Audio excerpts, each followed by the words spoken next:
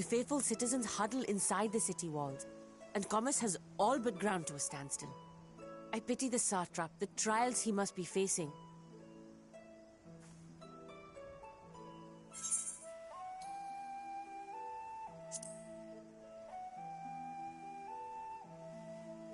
Well, he is the most important person in Rajasthan. Long ago, this island was home to two tribes of Matanga, the Gajasura and the Arkasodra. When the Aura came to these shores, it was the Arkasodra with whom they joined forces. Together they defeated the warlike Gajasura, forcing them to flee Thavnair altogether.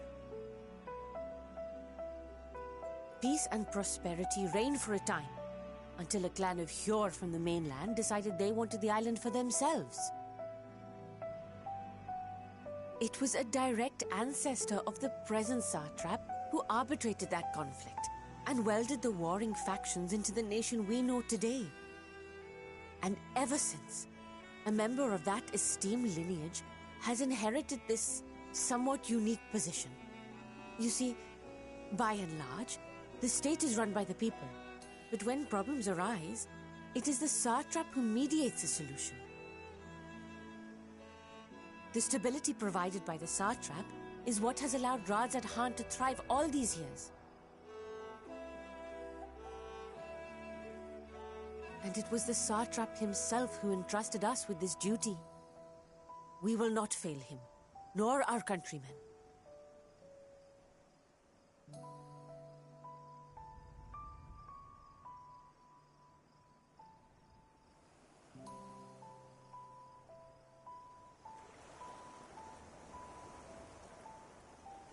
What is the delay with the vessel? I told you I need to adjust those ratios.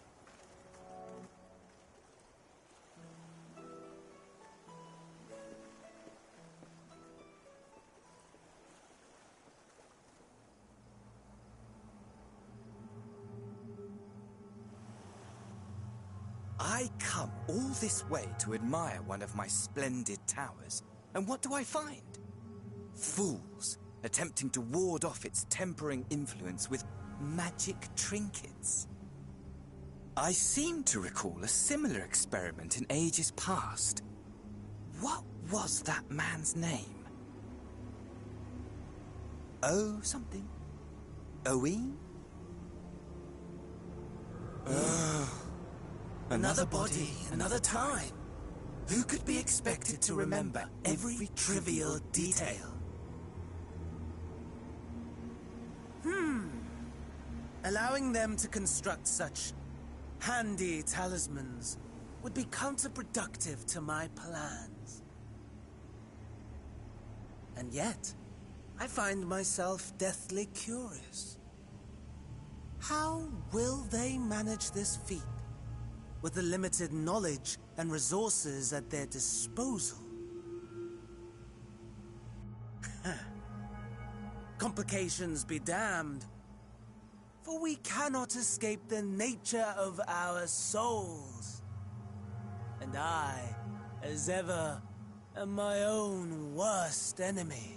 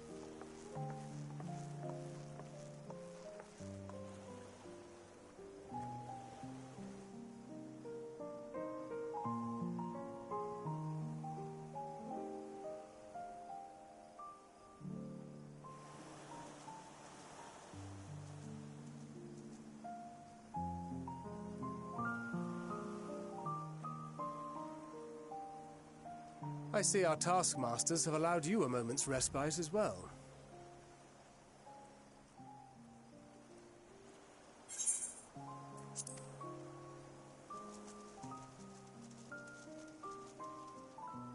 You have to hand it to these alchemists.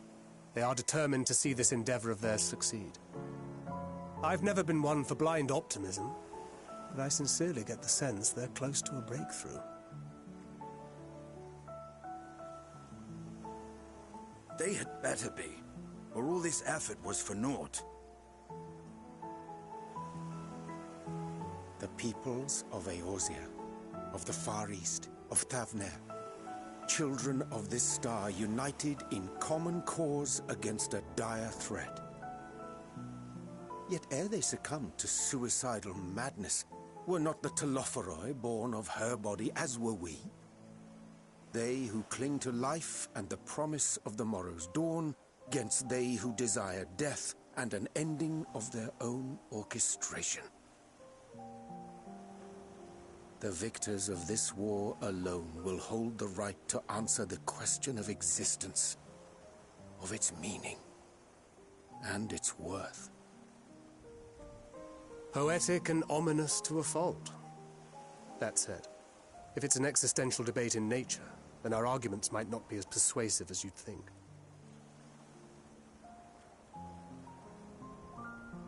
Fandaniel wants to die and take everyone with him in an orgy of pain and suffering. An utterly vile and unforgivable idea.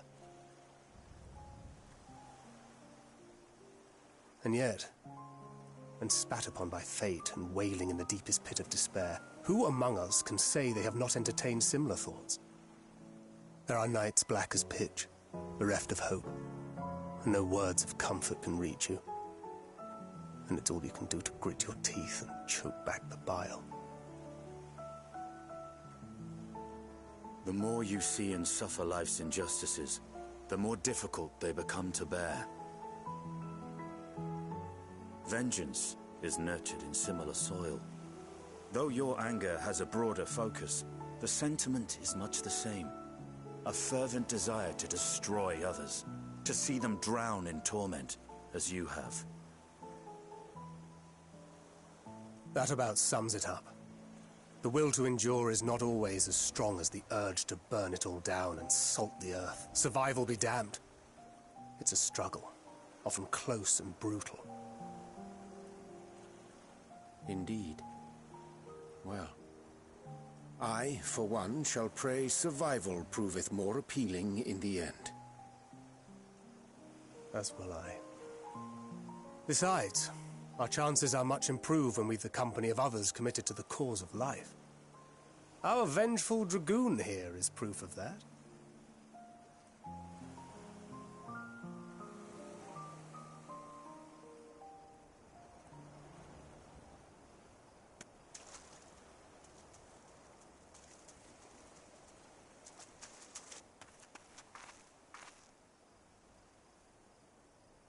What is it? What did you see?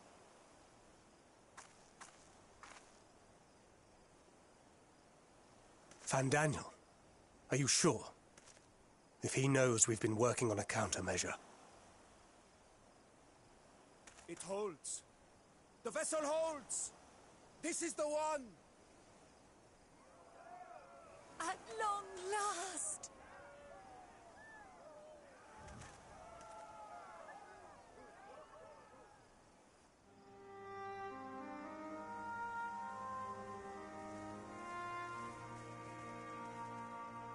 Look! We have finally created a talisman strong enough to withstand our experiments.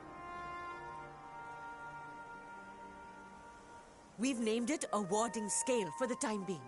With this in your possession, your soul should be completely shielded from corruptive ether. Afforded such protection, any one of us may approach the towers without fear. Thou hast mine admiration. 'Tis an invention of historical significance.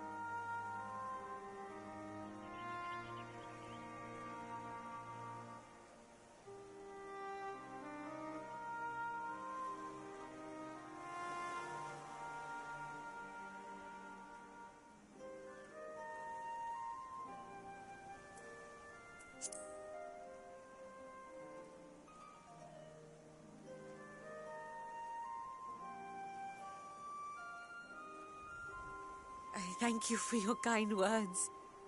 But I would prefer you keep them unsaid until we test the talisman's efficacy in the field. It is for the next stage of our plan that we summoned you in the first place, to accompany me to the Tower of Zot. Should the scale prove effective, as I very much hope it will, then you'll have little to do. But should the effect be weaker than anticipated, I must ask that you restrain me, or knock me senseless.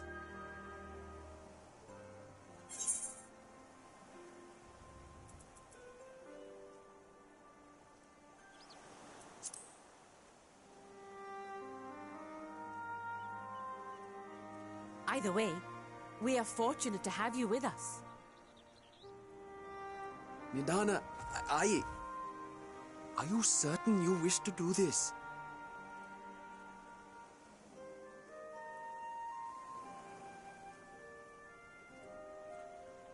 If others are to trust our creations, then we must have faith in them first. And as the senior researcher, it falls to me to lead by example. But should I fail to return, then learn what you can from this attempt and apply it to the next. Our work must continue. Is that clear?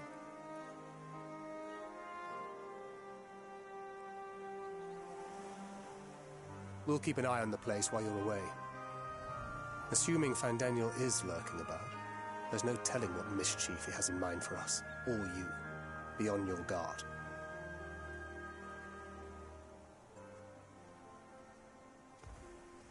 Shall we be on our way? I'll have one of the soldiers at the hatchery prepare us a boat, and we can set out from the northern shore. I'll see you there.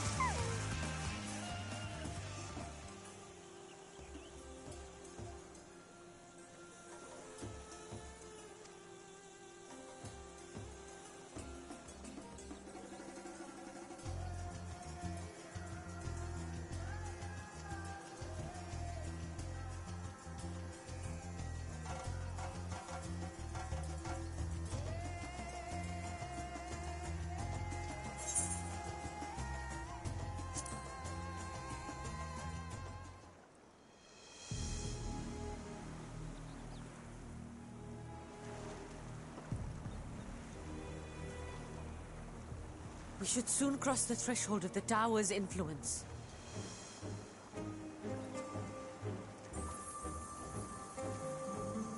Any moment now.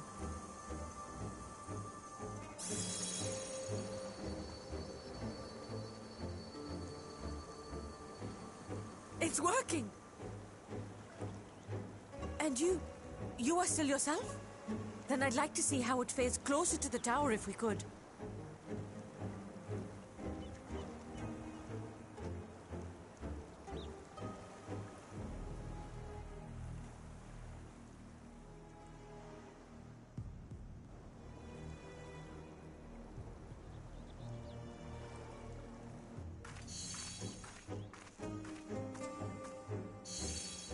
So far, so good. The scale's protection appears to be holding. If we can just make it to the tower's entrance.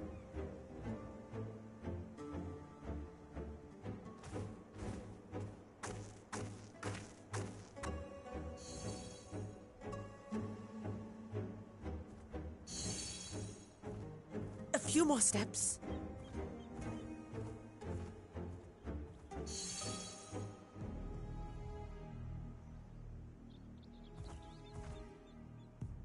Praise be to the sisters, we made it! And the scale has proven itself to be everything we hoped it would be. Now we can focus on production. Once we've equipped and returned with an entire survey team, this menace will soon give up its secrets.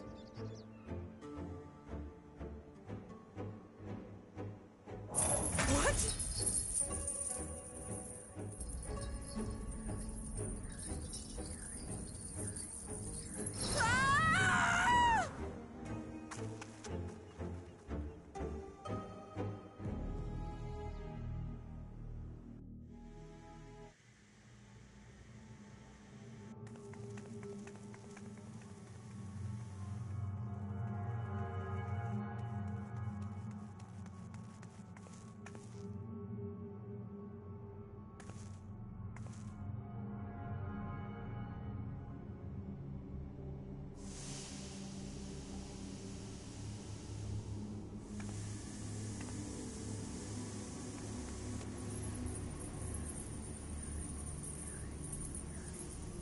Oh, let me go!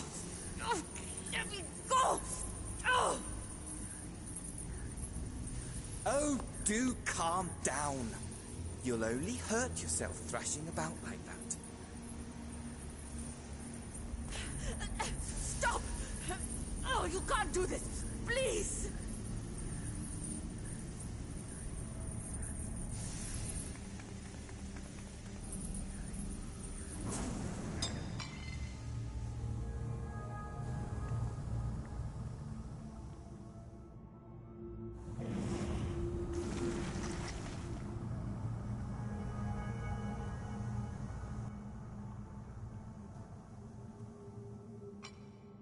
A little late for heroics, I'm afraid.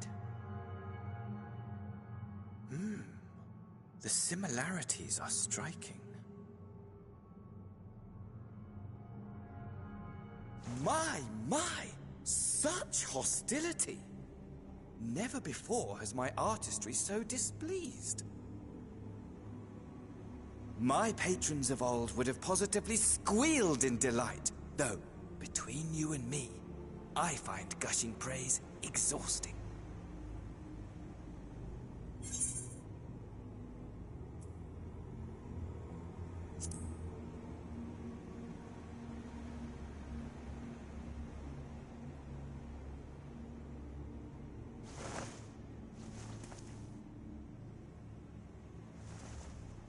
Allow me to tell you a story. Surely you've yet to hear the one about Van Daniel, the sundered Ascian. I inherited the position and the soul of the Van Daniel who sat on the convocation in the time of the final days, theoretically speaking. Practically speaking, that fact is of no consequence. I was born and lived as, well, me. Eventually, I was recruited into the Ascians and imbued with the former Van Daniel's knowledge and memories, but I never felt that they were truly a part of who I am.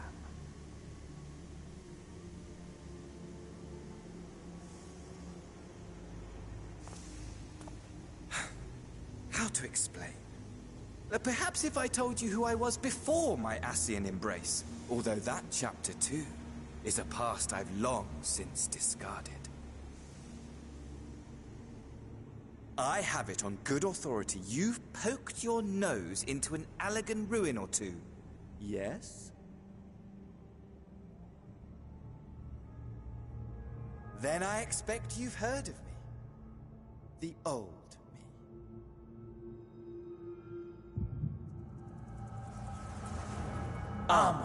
At your service.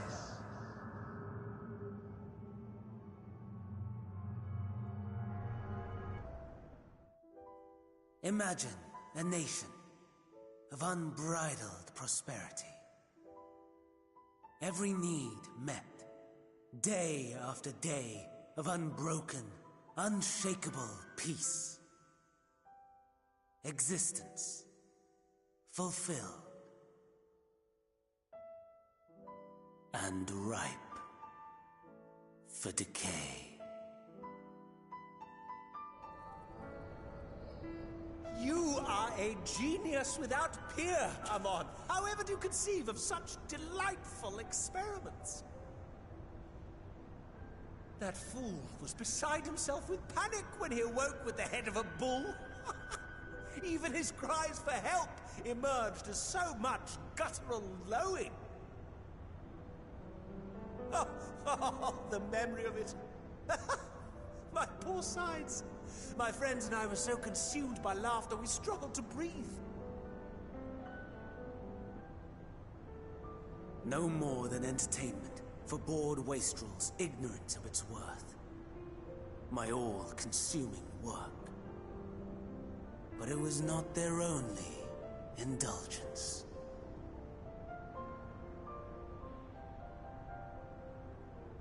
For they were ever hungry for stimulation. Slaves to the slightest hint that amusement was afoot. Our nation was ailing, but I would see the poison purged. I resurrected a legend, our first and greatest emperor.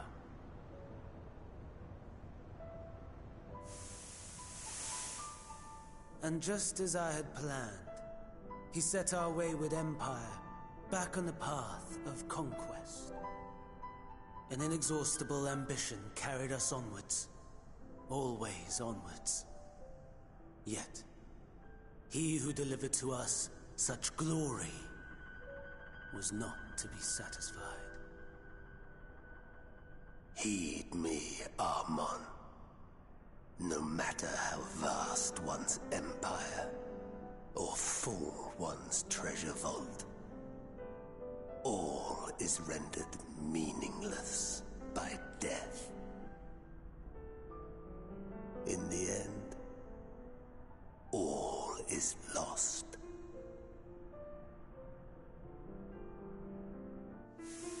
You know as well as I that the Emperor stands to lose this war, and so I have come to claim you.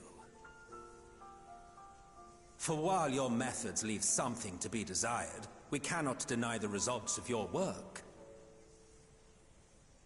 And as fortune would have it, the seat of Fandaniel, your rightful seat, lies vacant and waiting.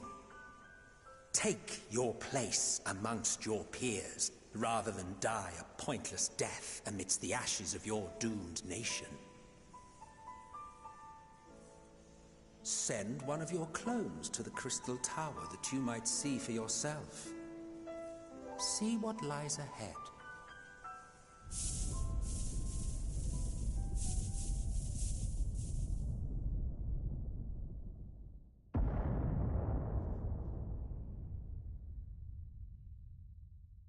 The fall of the Empire affirmed the truth. Majestic and tragic, as the Emperor foresaw. Scheme as you like, build as you will, nothing endures. What is life but a brief jaunt ending in emptiness?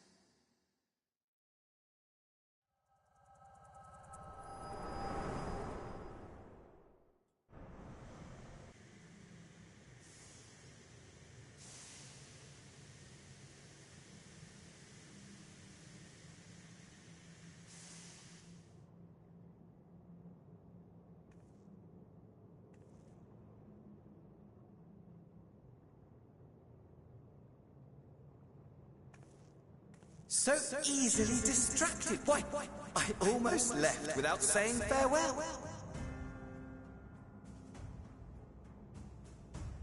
As for your friend, you needn't worry. These pawns are far more useful to me alive as fuel for the primals.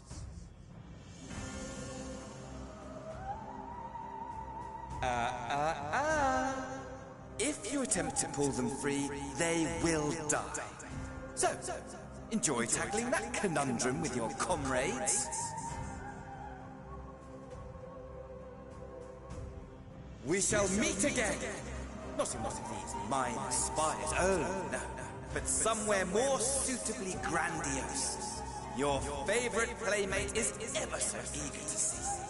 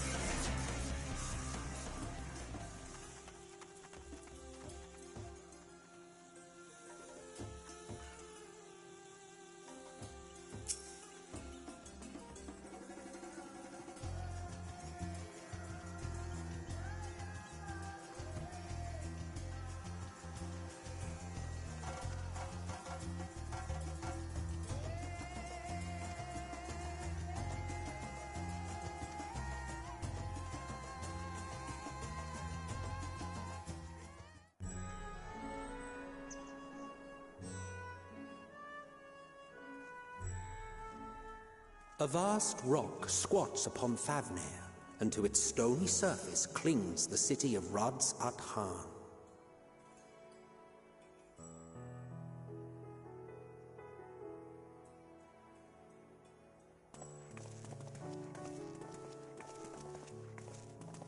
Ye who enter here are subject to the scrutiny of gods, the gate's most watchful eye.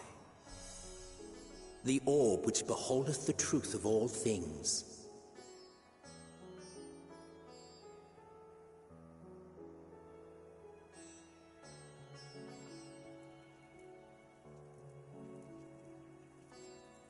Pass beneath its hot and piercing gaze, bearing down like a second midday sun.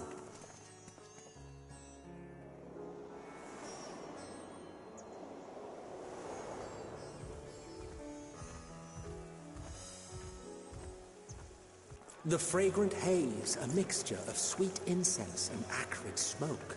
The cries of merchants mingled here with lively melodies accented by dancers' feet. Travelers seduced by vivid sound and colors were once swallowed up by patchwork streets.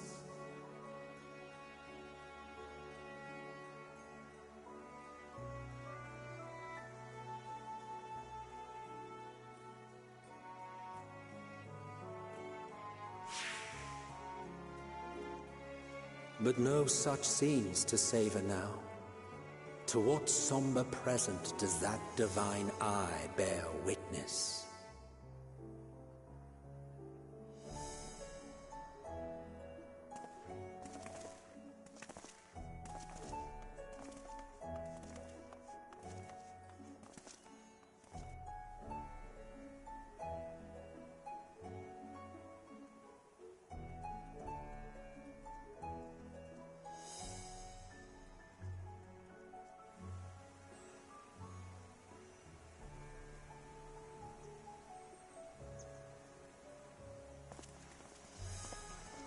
Here we are, Megadota.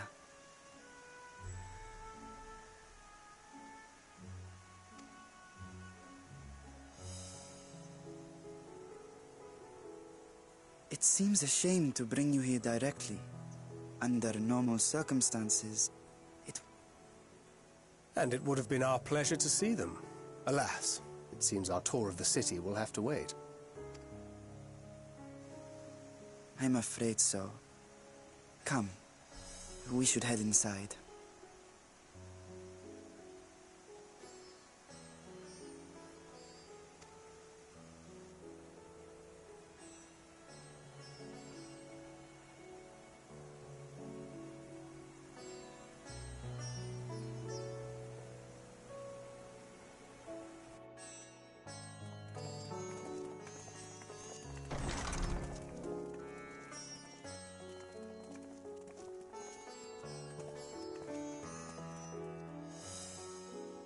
Your Excellency, may I present our honored visitors? Ah, splendid. Most splendid. Allow me to introduce myself. Our alchemists tell me your assistance was invaluable in the creation of the warding scale. Such deeds ought to be recognized in person. Thus did I have young Varshan convey you here forthwith. On behalf of my people, may I express to you our sincere gratitude.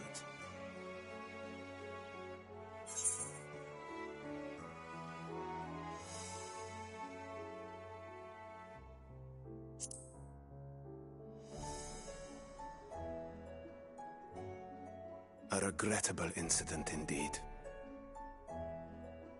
Her colleagues insist that we honor her wishes and trust in the talisman, that it will be instrumental in saving Nidana and the others. I am eager to hear your opinion on the matter, so let us not stand on ceremony. Come, sit. I think not. This charade has gone on long enough. Show yourself. Forgive me, but Were you expecting musicians, perhaps? There are no performers waiting in the wings at present, but arrangements could be made if you'd prefer. Nay, he hath the right of it. The time for artifice is past. Raise the curtain. As you wish.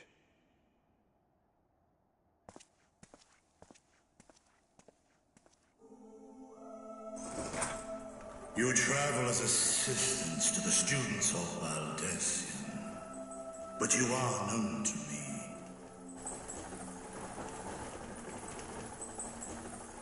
Even here have we heard of the scions of the Seventh Dawn.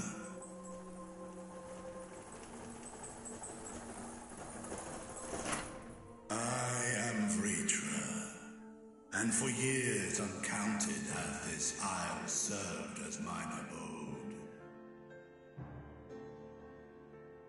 Vritra, of the first brood, sibling to Hraesvelga and Nidhogg.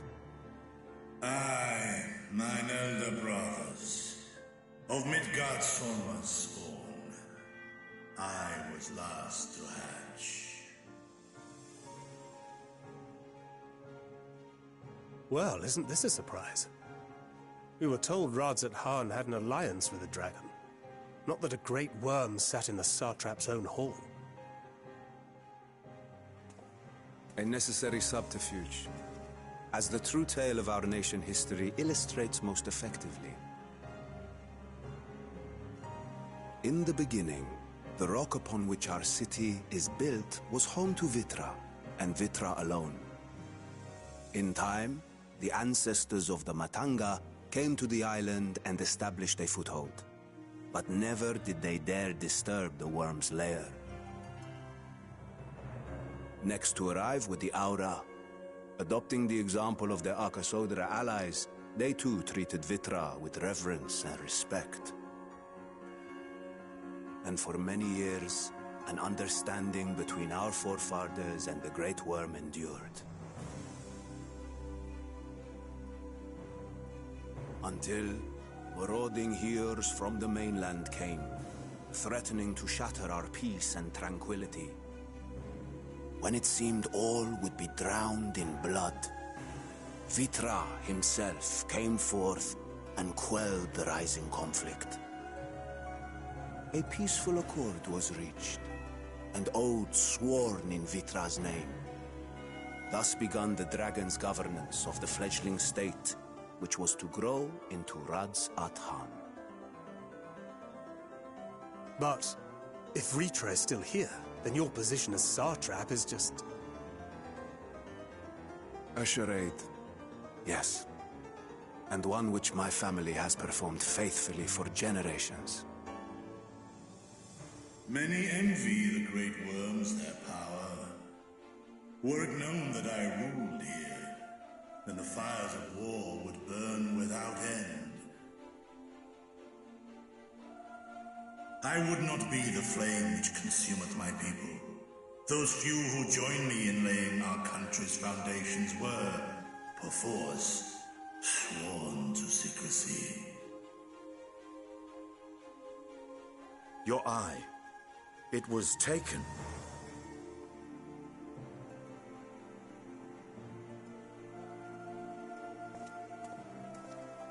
'Tis here, buried within the semblance of flesh. The body before thee is but a simulacrum, constructed by the finest artisans of Radzat Han.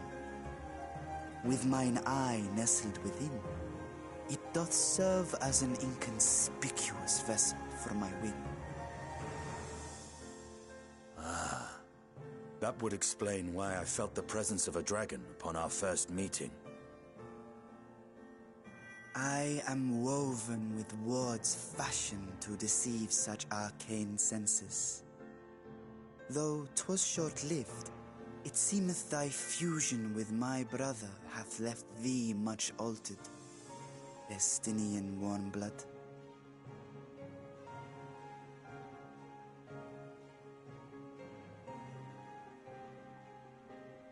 From the very first, we sensed the nature of one another, yet did neither one of us bare his fangs. That is all I need know of thee for now.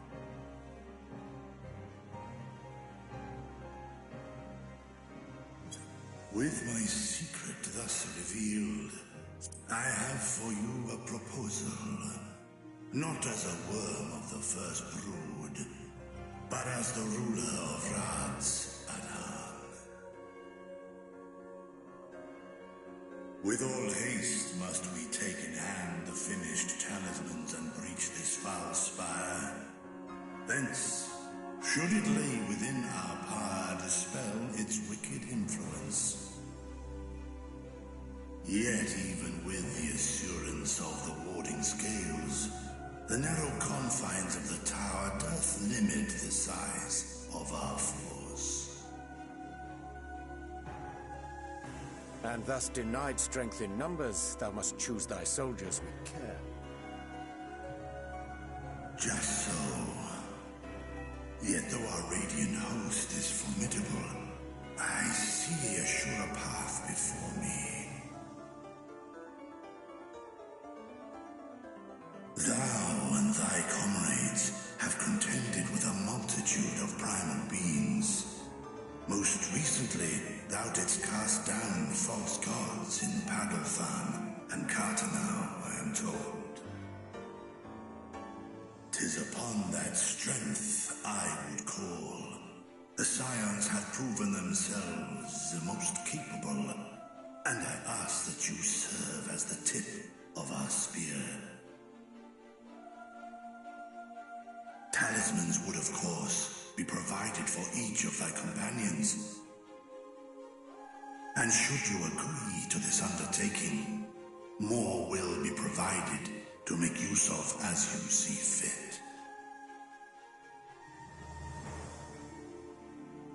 There's no denying it's a dangerous proposition, but the rewards may far outweigh the risk. Just think of what we might accomplish if we could equip all our allies with warding scales. I worry, however, that even the four of us may be too few for what you have in mind. Might we regroup with our friends first to discuss the matter? 'Tis no trifling task that I have laid before you. Go. Steel your hearts and hone your plans. Such time as you require shall be spent in crafting your protective charms. It seems a quick trip back to Sharlayan is in order.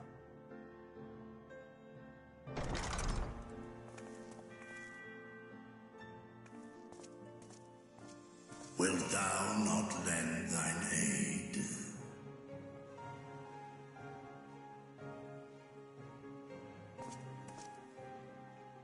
Whether your request be made as a great worm or the ruler of Rad's Adan, I see no reason to refuse, nor will I.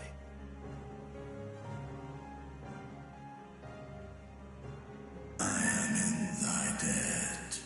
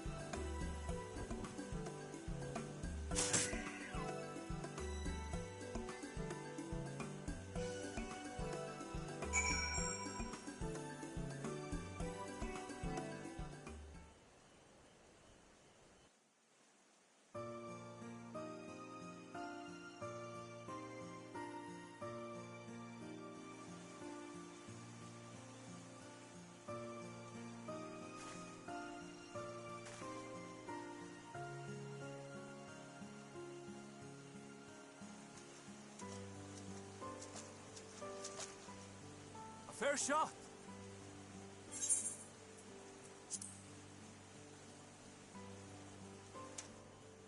Nicely done. Let me truss this one up, and I'll make my way over to you.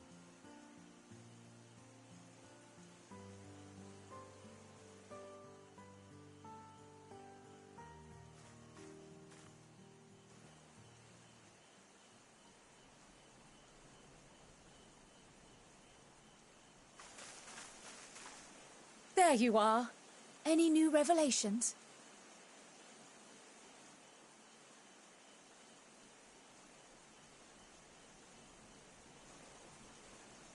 So you met with that gleaner again, this time to capture a hornbill. I understand catching and bringing in creatures from the outside, but what's the point of chasing after ones already here? Oh, it's a simple thing, really.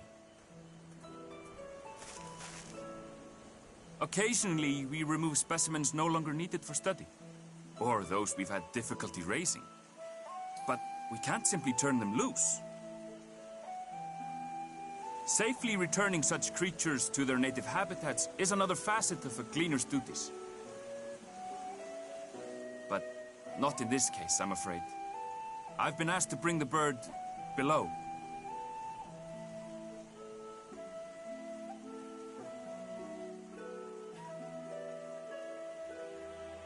The restricted section in the lower levels of Labyrinthos. Open only to a select few researchers hand-picked by the Forum.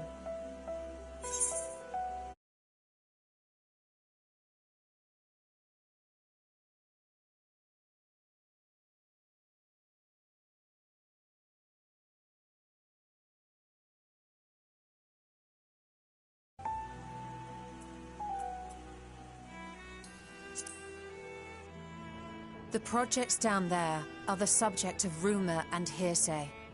Forbidden magics. Advanced technologies that can never be allowed to fall into outside hands. Even Archons are not privy to the truth. Those who are, the researchers involved in this secretive work, are not permitted to walk freely in the city, and are instead required to live in isolated quarters. What could a facility subject to such strict security protocols possibly need with a hornbill? An experiment? Possibly. I wasn't afforded an explanation.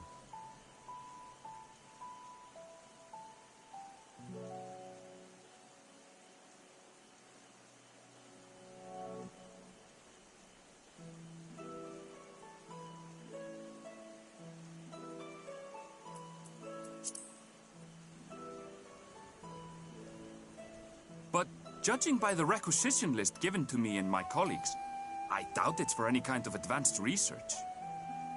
I'd be more inclined to believe we were making preparations to migrate to the south. Mericidia or thereabouts. What? Why would you say that? Much of the flora and fauna we were asked to procure could serve as reliable sources of sustenance. They're comparatively hardy species, too, able to endure harsh climates. And among them are specimens known to be effective in improving soil quality and purifying water. When you put it that way, migration does sound like a reasonable assumption. That's all it is, though. An assumption. Through our tasks, we gleaners glimpse only bits and pieces of the Forum's plans. Our prime concern is that our requisitions, be they living or otherwise, are properly preserved for the knowledge of future generations. Now, I really must be going. I regret that I cannot reward you as you deserve.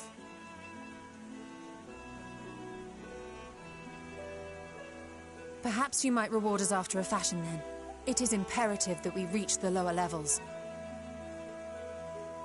And seeing as you are already set to descend with your assigned cargo, mayhap we could accompany you as your assistants.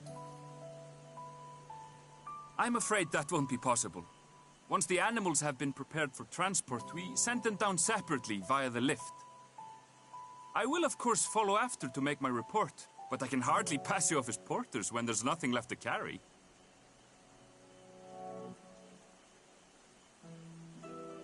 Indeed. Pray, forget I said anything.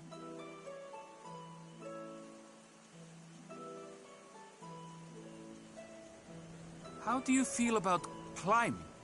If you've strength and the courage to brave it, then there is another way down. This path leads to the 33rd facet, a mine shaft excavated during one of our expansions of Labyrinthos. While I cannot guarantee that the passage is safe to traverse, it should provide access to the medial circuit below. I never even knew such a place existed. Thank you. This is the perfect solution. You're quite welcome. But consider yourselves warned. If the going proves too treacherous, you do well to turn back. I bid you good day.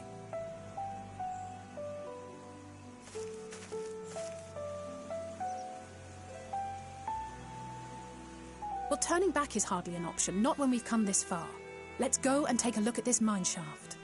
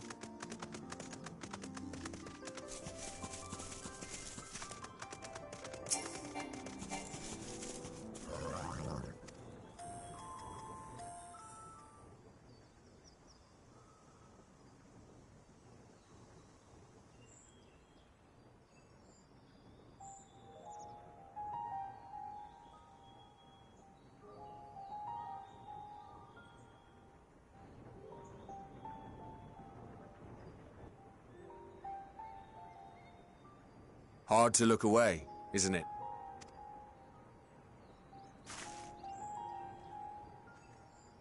But they're more than pretty flowers. Heart blooms are attuned to ambient emotion.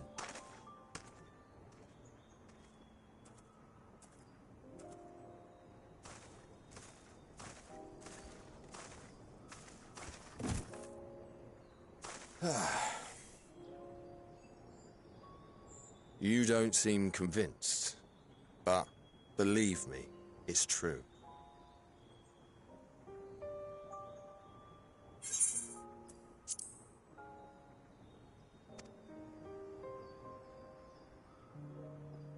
This ashen grey, for instance, it mirrors the anxiety and urgency of those working nearby as they rush to fulfill sudden orders. Intense feelings like those spur the petals to change colour. Bright glowing hues in the presence of joy, dark subdued shades for frustration or despair. Yet even with the collected wisdom of Sharlayan at our disposal, we've yet to identify the underlying principle of this empathic effect. And there are other mysteries besides. Although the flower is extraordinarily long-lived, its low reproductive rate has made it difficult to find younger populations growing in the wild. With too few sightings to map its distribution, and no closely related species to track, we've been unable to pinpoint its land of origin. To further complicate matters, every culture, even dimly aware of its existence, has given it a different name and mythos. Our attempts to study it via the historical record have been an exercise in frustration. As an avid botanist myself, I should one day like to unravel the Heartbloom's secrets. But I'm afraid other duties must take precedence. I will leave you to your thoughts.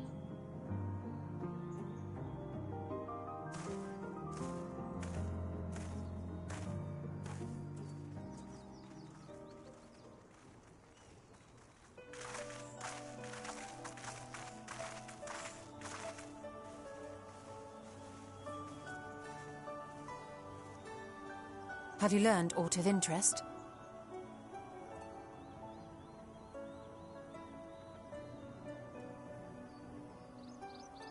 A flower that reacts to one's feelings? Strange. I must say, I have never heard of such a thing.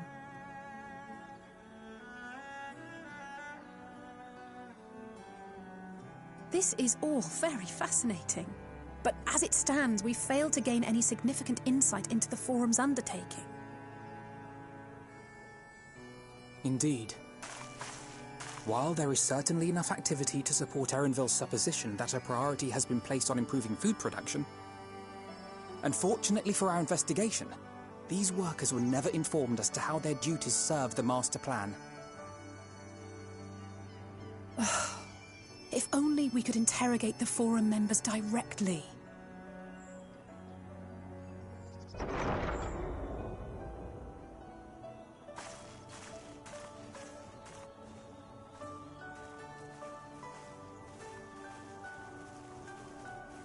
Isn't that the entrance to the Archaeum?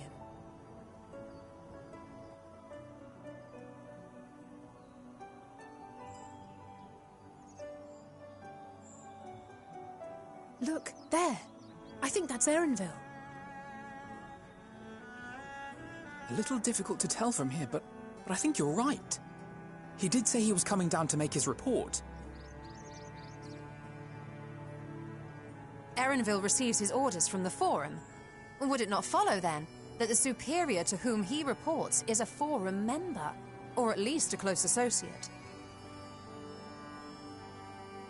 You mean to eavesdrop on their conversation? What of the risks?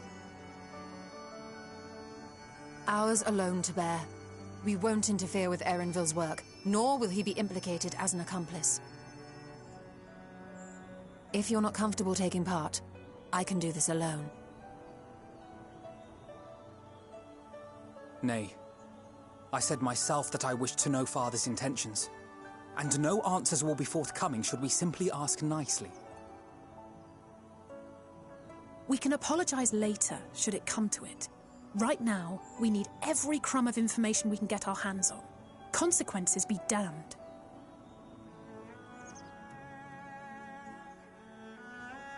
It might be best if you came along as well. In fact, we should all...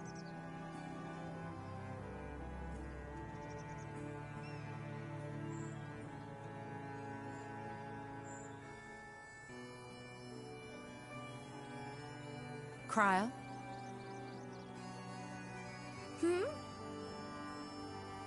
Oh, yes.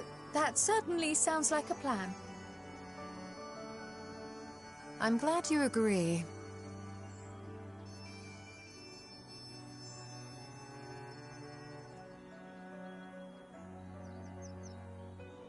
Quickly! Erenville is on the move. We need to get closer before we lose him.